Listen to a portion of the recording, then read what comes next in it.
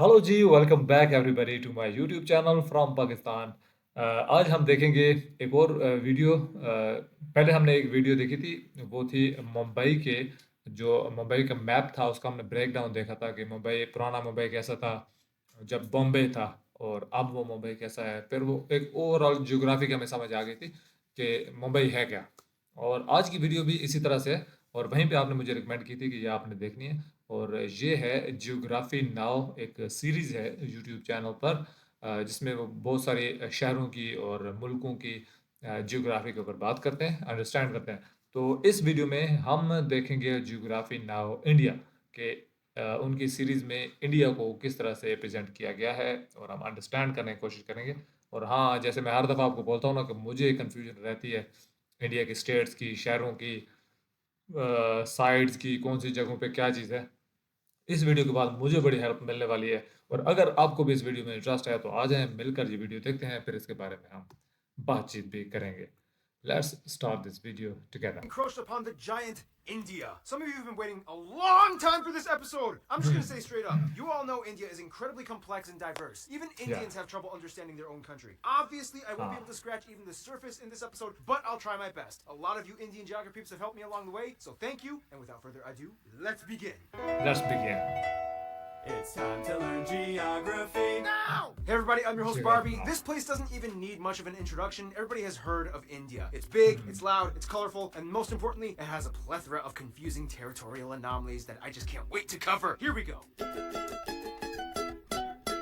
मुझे Goes समझ without आएगा। saying, India is a place where everyone is in a hurry, but no one is ever on time. First of all, India is located in South Asia, right on the Indian and Arabian Seas and the Bay of Bengal, bordered by 6 other countries, so close to 7, but that land bridge between Sri Lanka got wiped away like 600 years ago by a cyclone. India is divided into 29 states and 7 union territories, with the capital New Delhi, which acts as its own administrative unit, located in the capital territory. Keep in mind, New Delhi is actually just the name of one of the districts in the capital territory, made up of 11. The largest city, however, is actually Mumbai, with New Delhi, Bangalore, or Bengaluru, and Hyderabad following after. However, the 4 busiest airports are Delhi Indira Gandhi International, Mumbai's Chhatrapati Shivaji International, Bengaluru's Kempe Gowda International, and Chennai International in the south.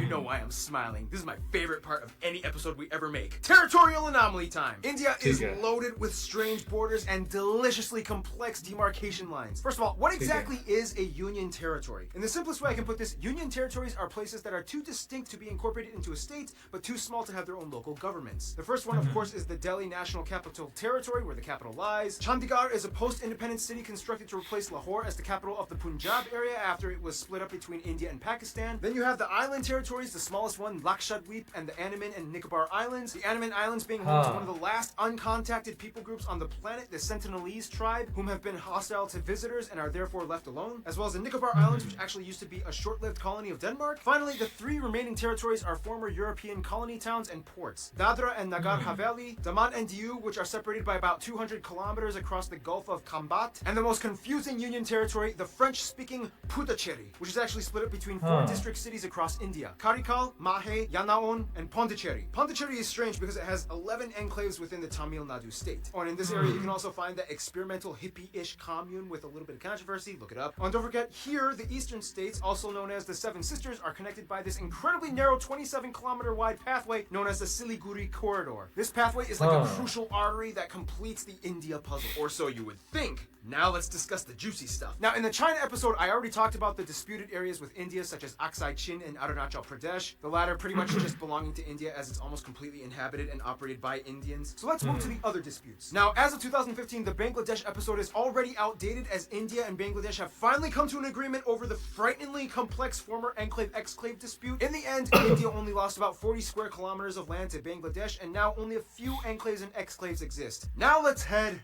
north. Now, when you try to draw the shape of India, you might want to be careful which depiction you use. Some might use this picture, some might use this, some might use this, and those that don't really study very well might use this. The point is, the whole area is like the most heavily militarized, diplomatically stressed out region on the planet. It's already had like 4 wars in the past half century. Basically, India, Pakistan, and to some extent China all want the entire area for themselves, although it's more of like a Pakistan-India thing. In the China episode, we already discussed the Chinese disputes with India, so I won't cover those in this episode. If you want to learn more, just watch the China episode. But anyway, this entire entire area was a former domain known as the princely state of Jammu and Kashmir that was under royal Maharaja rulers all the way up until independence. Currently, this place is split up by this fenced-off militarized line known as the line of control between India and Pakistan. Why is this? Well, in the quickest way I can put this, Okay, the British are out. We get to take your land. no, we want to be an independent princely state. We're supposed to take your land, and majority of your people are Muslim, just like us. Even though your ruler is Hindu as well. Hey, India? Yeah. If you help me, I'll let you secede my territory to your land with autonomy. Deal.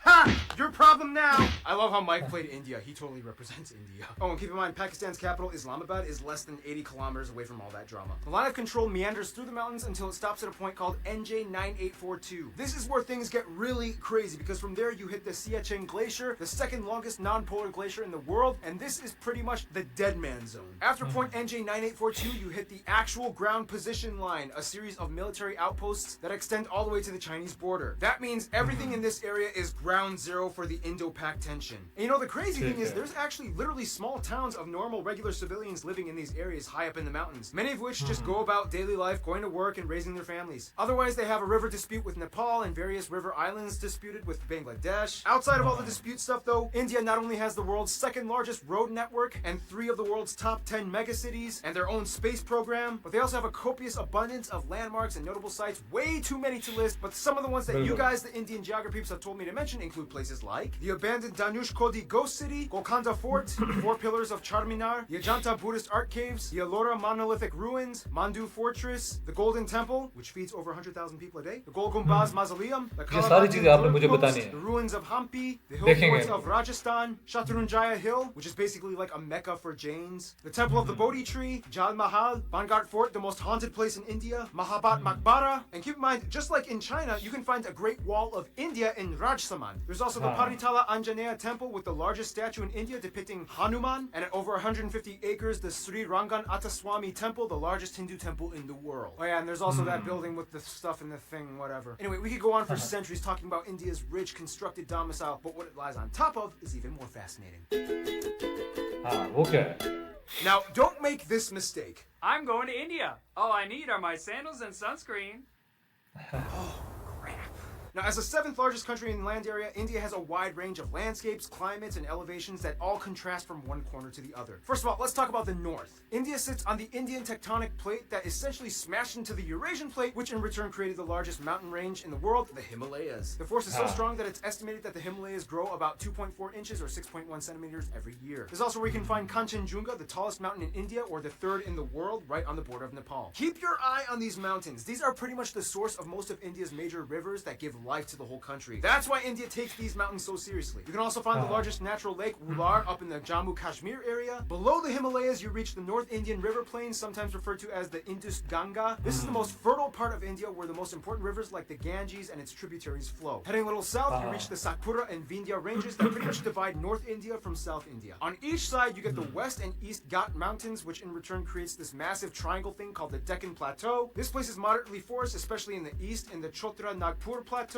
where you get a section of the swampy Sundarbans that they share with Bangladesh. Check out the Bangladesh episode. Head a little west and you get the dry Thar Desert along the border with Pakistan, as well as the Rann of Kutch, known as the Salt Desert. And finally, the only active volcanic area would be the Andaman and Nicobar Islands, with Barren Island having actual conical eruptions and Bharatan having tame mud volcanoes. Now here's the thing, although India has a relatively high population density, they do relatively well with maintaining their ecological footing. In fact, in 2016, they beat a world record by planting, disputably, 50 million trees in one day. They've also agreed to reforest about 12% of their country by 2030. The most heavily forested area being the 7 sister states in East India. Now, one of the factors that contributes to this would be the fact that India has the lowest meat consumption in the world, with the highest population percentage of vegetarians at around 40%, most of whom are lacto-vegetarians that consume milk products. By the way, in India, when buying groceries, this label means vegetarian and this one means not vegetarian. Nonetheless, the remainder of the population does typically eat some kind of animal protein, mostly in the forms of seafood or chicken, but almost never beef or pork unless if you are part of the Muslim or Christian minorities scattered throughout the West and East areas. Now, let's talk about the role of cattle, shall we? India has more cattle and livestock than anywhere else in the world at around 330 million. And it's interesting because since they have prevalent Hindu traditions, the killing of cows is illegal in many of the states except for a few, and each state has varying degrees of punishment for committing intentional cow slaughter. Keyword intentional. Cows accidentally get hit by cars all the time. Once a cow is too old to produce milk, it typically is released into the open to die naturally in the wild, ideally. Nonetheless, male cattle get it much worse, as they are deemed as kind of useless Some places use them as draft animals for labor. Some religious sects use them as sacrifices. But otherwise, they are typically sold to the underground market for beef or hides. To this day, there are about 6 times as many female cows as male cattle in India. So that means, yeah, something's happening to the males. Nonetheless, India does have the 3rd highest carbon emission rate after China and the US, 4th if you consider the EU. However, emission per capita, they rank pretty low at only about 2 kilotons per person. Contrast that with Qatar at about 40. There are 94 national parks, 501 animal sanctuaries across the country where you can find some of the national animals like the peacock, the Ganges River dolphin, the king cobra, the Indian elephant, and the highest population of Bengal tigers in the world, which are all highly protected. India also has the most irrigated land in the world, which allows them to become the #1 producer of multiple products like millet, bananas, lemons, limes, mangoes, ginger, chickpeas, milk, butter, fennel, jute, and about 75% of the world's spices alone come from India. Speaking of which, food! Typically, you can find the staples roti, chapati, and naan in the north, idli and dosa in the south, and everybody eats rice. The more commonly commercialized Indian foods that we in the West grew up knowing, like samosas, tikka masala, tanduris, and my favorite Indian dish, palak paneer, these usually come from the northern regions of India. Seriously, India, you took spinach and made it fat. I love you guys! Otherwise, the West is mostly known for their chutneys and pickled foods, as well as beef, since there's a high number of Muslims and Christians. The South uses a lot more coconut and has some of the best curries like poriyals, sambras, rasams, and tutus. And the East is known for having the best desserts like peda, mishti doi, rasgulla, or shondesh. Speaking of which, India is so diverse and complex that sometimes even Indian people need translators when going to different states. It's about to get 10 times more confusing in about 3, 2, 1.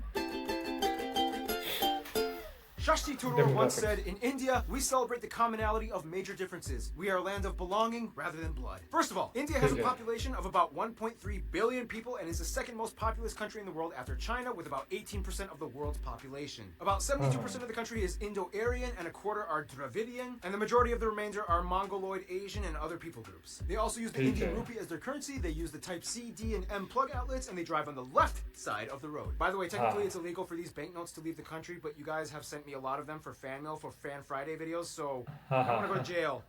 Again. Now keep in mind, those statistics that I just mentioned are incredibly generalized. Of the Indo-Aryan and Dravidian communities, there are about 2,000 different ethno-linguistic people groups in India, with about 645 district indigenous tribes, 52 major ones. So obviously we can't cover them all, but what we do know is that the North is very different from the South. For one, the North mostly speaks in languages that are all related to the Indo-Aryan branch, with languages like Hindi, Bengali, Punjabi, and Gujarati, whereas the South speaks a completely unintelligible Dravidian branch, with languages like Tamil, Telugu, Malayalam, and Kannada.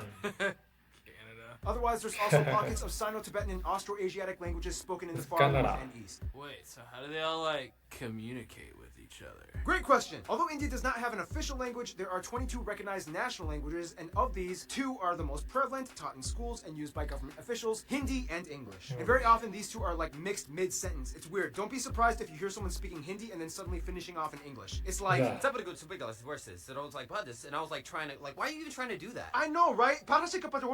And the washing machine, I told them, a Bob Saget with a chainsaw. Now, of course, let's discuss the one thing that goes hand in hand with India, Hinduism. About 80% of India claims to be Hindu, or at least part of the Hindu practicing community. Now, we don't have time to explain everything about the tenets and multi-layered philosophies and practices of Hinduism. If you want to know, just talk to a Hindu person. But basically, one thing you do need to know is that Hindu-driven ideologies pretty much dominate most of life in India, everything from family to business. You will see colorful, mesmerizing shrines, temples, statues, and rituals being performed everywhere, even in public. On the Bharat Mata, the Mother of India, statues are everywhere. She's like the symbol of India. The largest Hindu pilgrimage, the Kumbh Mela, happens every 3 years, rotating between 4 cities, in which the adherents bathe in the Ganges River and enjoy a massive festival with tens of millions of people. Like, seriously, you can practically see it happening from space. Now, a controversial topic in relation to Hinduism would be the caste system, which is basically a belief that people are born into a socioeconomic life that they are destined to serve into. Today, however, the system is more fluid and loose from what it used to be from a long time ago, and thanks to economic reforms, anybody with enough drive can kind of move up the social ladder regardless of birth. Nonetheless, India is home to every major religion in the world, even a few Jews, including the B'nai Menashe, an indigenous group that claim to be one of the lost tribes of Israel. In fact, Judaism and Christianity actually had a head start in India way before it even kicked off in Europe. As tradition holds, Cochin or Malabar Jews migrated around 1000 BC to trade during the times of King Solomon, and in 53 AD, Thomas, the apostle of Jesus, arrived in what is now the state of Kerala to establish the first church in India. Today, most Christians are found in the southwest and far east Seven Sisters region. It also holds the highest population of Sikhs, Jains, and Zoroastrians, mostly found in the north, and the second largest Muslim population in the world after Indonesia. Most Muslims are populated around the north northwest areas by Pakistan or in the east by Bangladesh. Oh, and don't forget the Buddhists. In fact, Buddhism actually started in India. Today, the Dalai Lama even takes refuge in Tezpur in the state of Assam. Oh, that was a lot of information. Okay, so by now you can probably get a grasp of how incredibly mixed and diversified India's population is, but what exactly holds the country together? Well, for one, you kind of have to understand Indian history, which will take way too long to explain, but in the quickest way I can put it, Indus Valley, Maurya and Gupta empires, southern empires, Golden Age, Middle Kingdoms, a ton of new religions come flocking in, the north fell to the Delhi Sultanate, the south became the Vijayanagara Empire, the Mughal Empire starts, British East India Company, direct British rule, nationalist movements, independence, republic, economic liberalization in 1991, and here we are today. Vijaya. Essentially, India used to be made up of around 500 smaller royal princely states, and when the British came in, they kind of exploited them to manage such a huge population. Although India is a democratic federal republic and the largest democracy in the world, the old royal families still exist today, and although they have no political power, they hold high positions of influence in their communities across India. So today, technically, you could meet someone that would be considered an Indian prince or princess. Nonetheless, the biggest thing that really united Indians in the past 2 centuries would probably be their hatred of British rule. It was kind of like, Well, this is not cool. yep. What do you say you and I work together and end this thing? Essentially, one good thing you could say that came out of imperialism was that it kind of stopped all the internal squabbling and unified the groups towards one common goal, to get rid of imperialism. Today, Indians are just proud to be Indian. I mean, a Tamil soccer player can get cheered on by a Rajasthani, a Punjabi pop star can sell out tickets in Orissa. Speaking of which, all Indians love movies and music. India has the second largest film industry in terms of volume, pumping out nearly 2,000 films per year. Surprisingly, Nigeria pumps out more. However, the box office revenues gross out at only about $2 billion annually compared to Hollywood at over 10 billion, but still, it's impressive. And keep in mind, it's not just Bollywood, but it's also Tollywood, Gollywood, Collywood, Pollywood, and so on. There's like 20 different woods in India. Oh, and like every movie in India has at least one scene where everybody breaks out in song, and there's almost always a happy ending. Unfortunately, mainstream media has also put an aesthetic strain on many of the people, as it's almost become an obsession to be light or fair-skinned, causing people to go so far as to buy skin bleaching products. Some other controversies include things like illiteracy being an issue in many parts of the country, especially in the rural areas. But I mean, come on, when your country has literally hundreds of different writing systems, go figure. I mean, give them a break. Also, many of you guys, the Indian geography peeps, have asked me to bring awareness to the fact that India does unfortunately have some of the highest rates of human trafficking and child slavery. The government is trying to crack down and culture is slowly being reformed, but for now, it's a sad reality that still does exist. Hey, here at GN, we talk about the good and the bad. I'm just saying. Otherwise, sports do definitely tie everyone together as well, especially cricket, the national sport, even though they also used to do really well in field hockey. India also has a lot of their own indigenous sports like Dopkel in Assam, bull racing in Kerala, Insuknar, rod pushing in Mizoram, and Malakamba, the strange pole yoga gymnastics thing in the south. Otherwise, some notable people from India or of Indian descent might include people like Siddhartha Gautama or the Buddha, Mahavir, Ashoka the Great, Prithviraj Chauhan, Aurangzeb, Shivaji of the Maratha Empire, Mohandas or Mahatma Gandhi, Indira Gandhi, Subhash Chandra Bose, Jawaharlal Nehru, Rabindranath Tagore, C.V. Raman, Satyendra Nath Bose, Bhagat Singh, Dr. APJ Abdul Kalam, Shah Rukh Khan, Amitabh Bachchan, Amir Khan, Salman Khan, Priyana Chopra, Ben Kingsley, Sundar Pichai, Satya Narayana Nadella, A.R. Rahman, Sachin Tendulkar, and Mahendra Singh Dhoni. There's also literally millions of other famous people I missed out on. If you want to mention them, please, there's a comment section below. Use it. In the meantime, we gotta finish this info marathon, shall we? Now, no surprise, India is huge and therefore has a huge international outreach when it comes to diplomacy to almost everyone, except their immediate neighbors. First of all, countries with large population percentages of Hindus and Indians like Fiji, Guyana, Suriname, Trinidad and Tobago, Mauritius, and Malaysia typically stay close to India's roster of go-to friends. They enjoy cordial relations with trade. Now, the UK may have left on a sour note, but they still have a lot of ties to their former colonizer in terms of business and tourism. India is still part of the Commonwealth, not Commonwealth realm, there's a difference, and the UK has over 1.5 million citizens of Indian descent. As mentioned in the China episode, China is kind of like India's I'm only here to do business with you and nothing else friend, as drama still hasn't subsided in regards to the territory conflicts. Now, when it comes to the US, things started kind of sour back in the 70s during the Indo-Pak War of 1971, when the US sided with Pakistan, their arch nemesis. Today, relations have cooled off. Mostly, the US supports India's move towards democracy and is a key ally in the military conflicts in the Middle East. When it comes to their best friends, however, most of the Indians I talked to have said Russia and Bhutan. Russia because during the Indo-Pak Wars, Russia came in and supported them, and ever since then, each country has held a high position of respect for the other, especially as global superpowers. Bhutan and India India signed a treaty of friendship almost immediately after independence. The two countries have shared interests and a currency pegged system as well. Bhutan even supported the annexation of their cousins in the Sikkim state into India, as it gave a nice buffer of land from China's stake to their claim. In conclusion, you will not find anywhere else on Earth like India. Thousands and हाँ millions of people inhabiting a colorful, majestic, green, slightly gritty at times slab of Earth, blessed and cursed in so many बहुत ways, ज़्यादा yet wonderfully diversity harmonized, mostly in a unity unlike anywhere else. In the end, that's India. Stay tuned, Indonesia is coming up next. Right, ये थी हमारी ताबड़तोड़ information India के बारे में। और इसको तो एक दफ़ा आंखें बंद करके ऐसे ना 15 मिनट बैठना पड़ेगा इसको सारा कुछ डाइजेस्ट करने के लिए, जितनी सारी इंफॉर्मेशन आई। और इतनी स्पीड से हमने ये सारी इंफॉर्मेशन सुनी है, ग्रैब की है, कि वही बातें जिसकी वजह से हम ये सारी चैनल पर रोज़ाना बातें करते हैं कि जो डाइवर्सिटी है सबसे इम्पोर्टेंट चीज़ ये है। लेकिन और बहुत सारी चीज़ें मुझे क्लियर हुई हैं कि जैसे अभी रिसेंटली मैंने वो अंडमान आइलैंड जो हैं उनके बारे में देखा, तो मेरे क्वेश्चन थे कि ये कौन सी जगह है भाई, ये तो बिल्कुल ही अलग लग रही है। फिर उसके अलावा जो स्टेट्स हैं, ये जो अभी हम रिसेंटली कुछ रॉयल फैमिलीज़ के वो महल वगैरह देख रहे थे, तो ये सारी चीज़ें यहाँ पे एक्सप्लेन की गई हैं और अब काफ़ी चीज़ें समझ आती हैं कि इंडिया इंडिया कैसे करके फैला हुआ है। वहाँ पे मुख्तलिफ स्टेट्स हैं, इंडिजिनस बॉडीज़ हैं, कुछ कल्चर्स ऐसे हैं, क्या चीज़ें खाई जाती हैं, करेंसी, ये वो चीज़ें, बहुत सारी चीज़ें पता थी। लेकिन इस वीडियो को देखने के बाद अच्छी खासी अंडरस्टैंडिंग हुई है। तो लेकिन इन्फॉर्मेशन इसी तरह ही इसी स्पीड में ही आती तो अच्छी थी हमारे लिए, वरना तो ये वीडियो बहुत लंबी हो जाती। और ये एक हमने तकरीबन 15-20 मिनट की वीडियो में भरपूर तरीके से देखा है, इंडिया को अंडरस्टैंड किया है। इसमें शायद वेटेज दी जा सकती थी कि हाँ, नहीं, हाँ, ये वीडियो जो पुरानी है थोड़ी-सी, तो आजकल जो डेवलपमेंट के प्रोजेक्ट्स हो रहे हैं, इंफ्रास्ट्रक्चर पे काम हो रहा है, तो वो चीज़ें भी इसमें शामिल हो सकती थी बीच में। उसके अलावा ट्रेड को किया जा सकता है कि कितना किन-किन मुल्कों के साथ कैसे-कैसे ट्रेड हो रही है, बहुत सारी चीज़ें कवर हो सकती हैं। लेकिन इस वीडियो के लिए ये सारी चीज़ें इनफ थी, हमने सारा जायका चखा है। इवन स्पोर्ट्स को भी कवर किया गया है, इंडिया की मईशत की भी बात की गई है, पॉपुलेशन की बात की गई है, लिटरेसी रेट की बात की गई है, डाइवर्सिटी ऑफ कल्चर्स की बात की गई है, तो बहुत सारी चीज़ें अंडरस्टैंड करने को मिलती हैं। तो मुझे तो बड़ा मज़ा आया पर्सनली, ऐसी वीडियोस को देख के अच्छा ही लगता है मुझे। और मैं वेट करता रहता हूँ कि इस तरह की कोई इंफॉर्मेटिव किस्म की वीडियो मिले तो हम मिलकर देखें। इस तरह की मुझे रिकमेंड आप करते रहा करें, मैं वेट करता हूँ, आपका कमेंट सारे पढ़ता हूँ। अगर आपको वीडियो ये अच्छी लगी है तो आप वीडियो को लाइक ज़रूर कर सकते हैं, और चैनल को अभी तक सब्सक्राइब नहीं किया तो वो कर दिया करें। बाकी मिलते हैं नेक्स्ट अच्छी सी वीडियो में, तब तक के लिए मैं आपसे इजाज़त चाहता हूँ। Bye bye.